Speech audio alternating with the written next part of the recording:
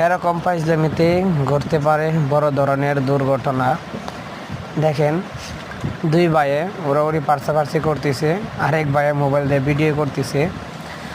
মানে সবাই ভাবতেছে যে আসলে তারা একটা দুষ্টুমি করতেছে, যে ভাই আবার পা দিয়ে তাকে টুস খেয়ে দিল, তারে গাড়ে ধরে রাখছি যখন সে পলাতে চাবে, কিন্তু সেই ভাই আবার তাকে ধরবে।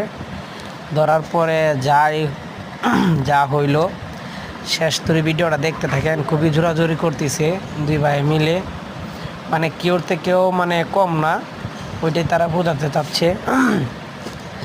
মানে ও একটু কাটা মানুষ, এটা একটু হেতে টোসা। দেখেন ওর একদম আঙ্গায় পালাইব।